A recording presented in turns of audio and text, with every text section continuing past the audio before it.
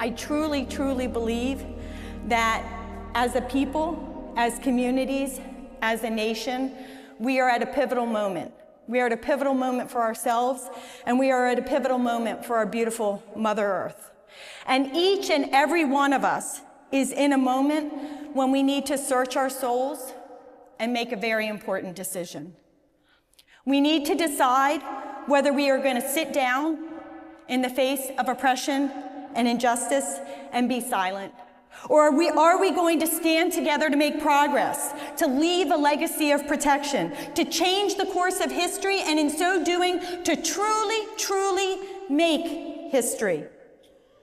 I could be talking about so many issues right now, right? I could be talking about immigration or racism. I could be talking about protecting our children or education. I could be talking about health care for all or civil rights protection. I could be talking about the ability to secure and keep a good paying job. So many things I could be talking about. But I am here this morning with you focused on talking about protecting our environment and doing so in a way that also at the same time lifts up our democracy, which is also under attack. Here in Michigan and across our nation, people are suffering, truly suffering from environmental pollution and degradation. And the nature with whom we share this earth is also suffering. People are drinking contaminated water and breathing polluted air. Communities are being forced to live next to toxic sites. Children are being exposed to neurotoxicants at such high levels that it's damaging their capacity to even learn. Species are being brought to the brink of extinction and over the edge. And we are experiencing the ravages of a growing climate crisis, a crisis that is wreaking havoc and harm on communities today in our nation and around our world, a crisis that is striking fear into the hearts of today's young people, having them question their life choices, including whether they themselves should even consider having children and bringing them into this world. A crisis that is already locking in harm for future generations, children yet to even be born. Every aspect of our lives is being harmed by environmental pollution and degradation. Our health, our safety, our economic vitality, our sense of safety and sanctity in our communities, in our homes, in our own bodies.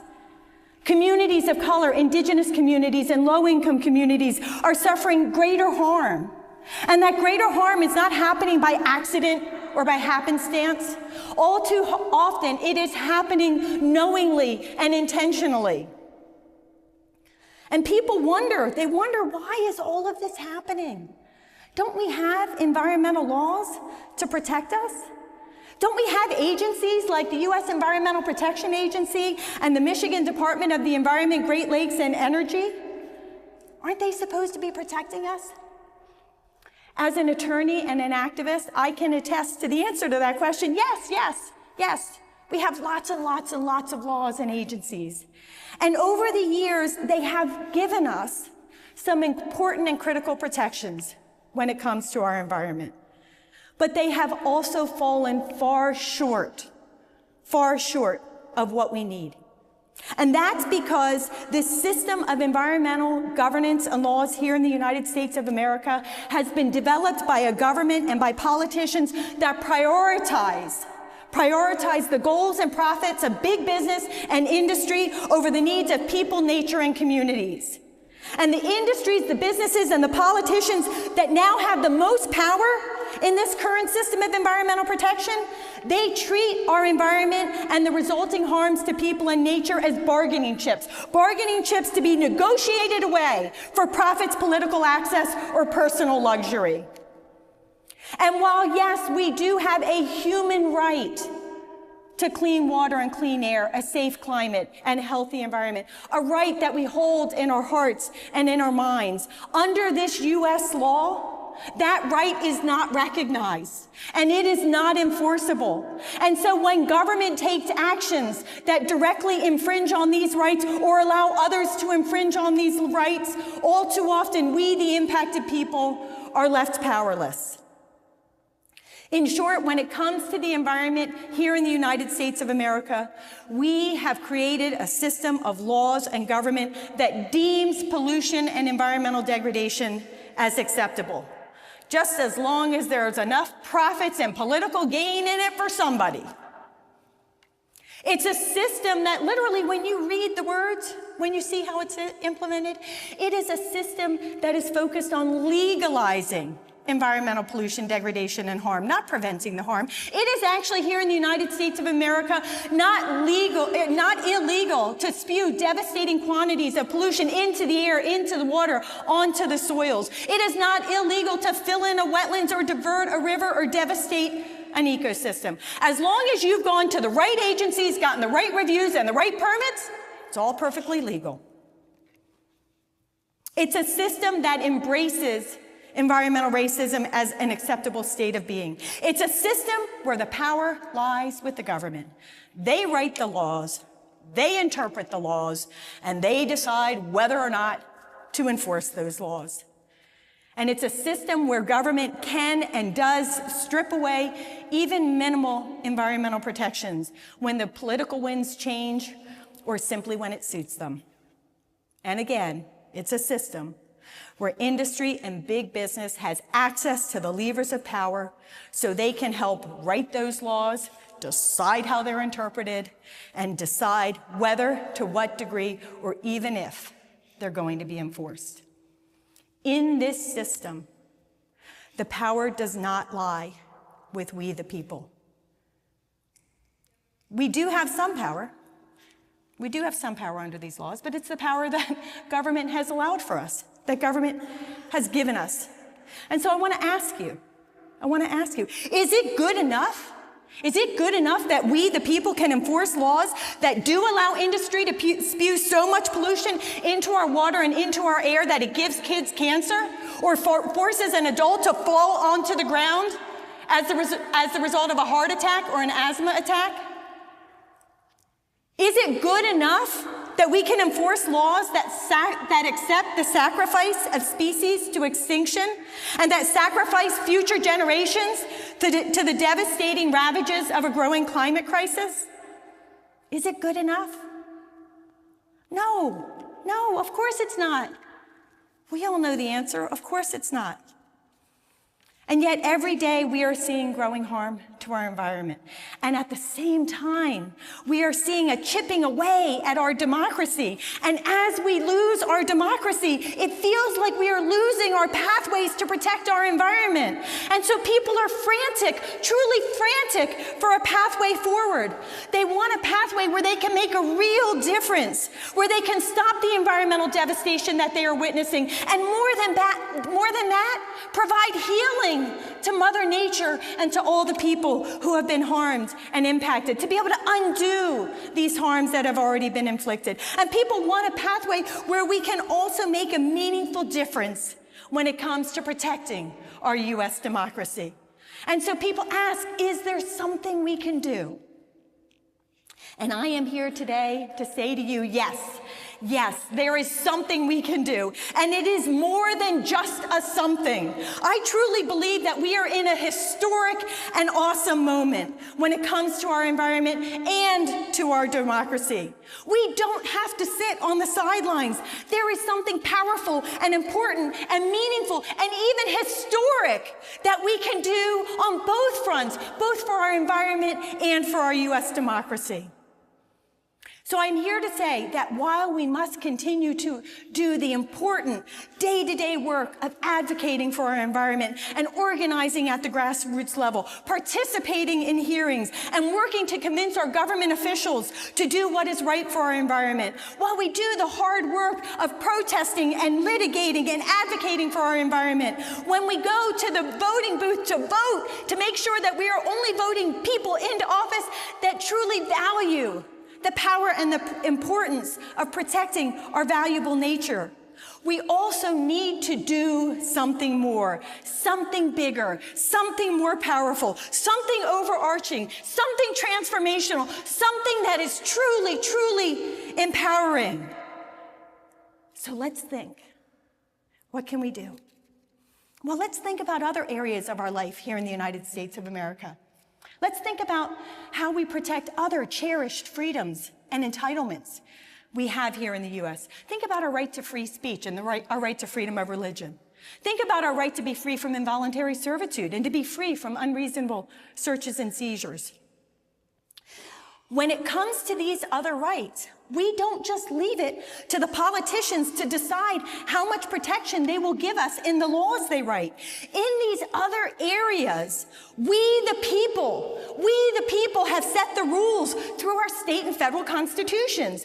We have made clear that these are inalienable, inherent, indefeasible rights that belong to us. We have made clear that when government acts, government may not act in a way that will infringe upon these rights. And we have made clear that there are certain protection obligations that we expect and we demand from our government officials in order to ensure that these other fundamental freedoms, these other cherished rights are protected. And so while we entrust to government in the first instance to pass the laws and render the decisions that protect these rights, we have also ensured that when our governments or our laws fail to protect us, that there is a next option, that we, the people, have the power of the Constitution to ensure protection for these rights. And we need to do the same for our environment and our environmental rights. We need to do the same, and the beautiful thing is we can. We can. And that's what our Green Amendment movement is all about. It's about using our democratic process and our power as people here in the United States to amend our state constitutions and ultimately our federal constitution to tell our government officials that pure water to drink and healthy rivers to enjoy, that clean air to breathe and healthy soils in which to grow healthy foods, that beautiful biodiversity to enrich our lives and healthy environments and ecosystems are inalienable, inherent, indefeasible human rights that belong to who? We the people. And that government, you did not give us these rights. They're ours by virtue of the fact that we are people here on this earth. And with our Green Amendments, we are making very, very clear to you, government, that you may not take them away from us, not in violation of your constitutional duties and our constitutional rights. And you certainly cannot take them away from us in order to serve the profit goals of industry or the power motives of politicians. They're our environmental rights. They belong to us, we the people. Our Green Amendment movement is about giving our environmental rights highest legal protection and ensuring that every legislator, every local government official, every regulatory agency, every governor, including Governor Whitmer, every attorney general, including Attorney General Nessel, every person in government, and every judge in our courts must give our environmental rights and our beautiful natural resources highest priority and generational protection. Our Green Amendment movement is about giving people real power when it comes to protecting our environment and ensuring that when government fails and when laws fail to protect our environmental rights and ensure a quality environment for present and future generations, when our government fails to protect our environment in a way that is equitable and protects all of us, regardless of our heritage, the color of our skin, the size of our bank account, or our political access, when government fails us, we, the people, have some real, meaningful, and forcible power because we can turn to the Constitution to do something. Now, you might be wondering, Maya, isn't it really up to the federal government to decide how well our environment is protected?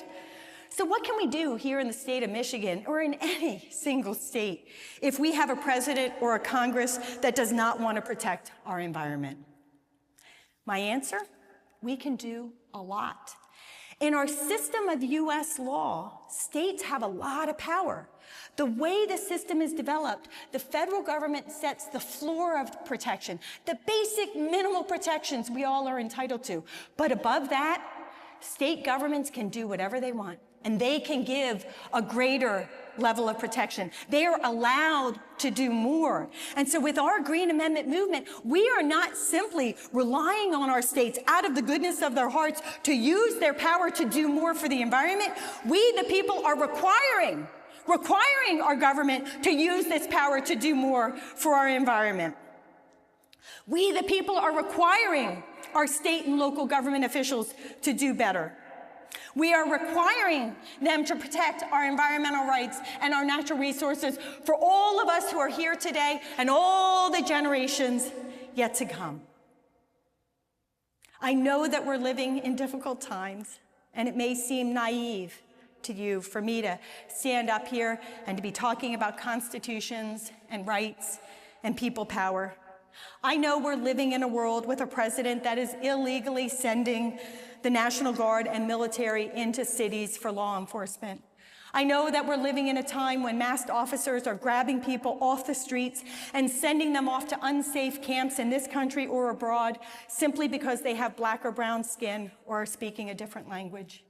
I know that we are in a time when we have a Congress that is unwilling to pass more environmental protections where we need them, and more than that is looking to roll back even the basic protections that we do have. I know we have a U.S. Supreme Court that has repeatedly struck down protections for our air, for our water, for our climate, and for our environment. And so it may seem far-fetched to be talking about creating new rights and new entitlements when we are seeing government stomp on so much of what we already do have.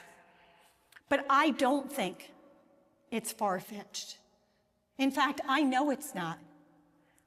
I refuse to give up on our system of law and democracy where we, the people, have the ultimate power, where we, the people, through our constitutions, get to tell government what they may and may not do. A system where we, the people, can hold our government accountable, not just in the ballot box, not just in the court of public opinion, but in a court of law.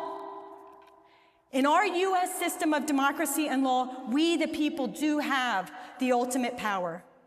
We can dictate what we need, what we want, and what we demand. And this power belongs to all of us. To all of us, regardless of our race or our ethnicity, regardless of who we love or where we live, regardless of our religious beliefs or lack thereof, regardless of our politics or how much money we have. And it is time, through green amendments, to put this system and this power to work for our environment.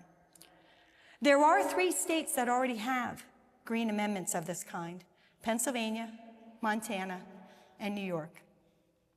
And we are proving in these 3 states that using constitutional power through green amendments can, will, and is making a difference, even when right-wing politics dominate in the government and the courts. In these states, communities like you, organizations like My Green Amendments for the Generations and Delaware Riverkeeper Network, and good government officials are using their green amendments to fight off fossil fuels, to address the climate crisis, to protect future generations, to protect the quality of our water, our air, our drinking water, and our soils, to protect precious nature out in the wilderness, but also precious nature that remains in our urban and built up areas.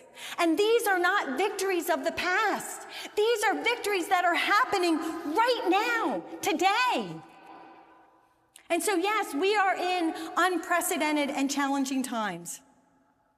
But in this moment of democracy and political chaos, it is time for we, the people, to take our seat of power, the seat of power that actually belongs to us. This is not the time to sit down and shut up, not the time to let those who would inflict harm to take all the power and misuse it. This is not the time to abandon our children, our friends, our neighbors, future generations, or the beautiful nature that does not have a voice or even basic protections in our human world if we do not give them a voice and protections. This is not the time to abandon them to the political chaos or the abuses of the moment. Quite the opposite. This is the moment we need to take to stand up, to fight, and to build up environmental protections, and to use our democracy. This is a moment to build power and make progress. And the environmental arena is well suited for that because the states have power, but we, the people, have the ultimate power if we are willing to grab a hold of it and use it. And that is what our Green Amendment movement is all about. It is about we, the people, gathering and using all our power to protect people and to protect nature. And so it is time for us to rise up together. And I'm going to ask you if you can, and if you're interested, rise up with me in this moment. And let's tell our government in Michigan and nationwide, when it comes to our right to clean water, it is what? It is our right. Right? When it comes to our right to clean air, it is what? It is our right. When it comes to a safe climate, it is our right. When it comes to environmental justice for all, it is what? When it comes to thriving nature of all kinds, it is whose right? Right. A clean, safe, and healthy environment for those of us today and all the generations to come is what? It is our right. It is our right. One more time. It is our right.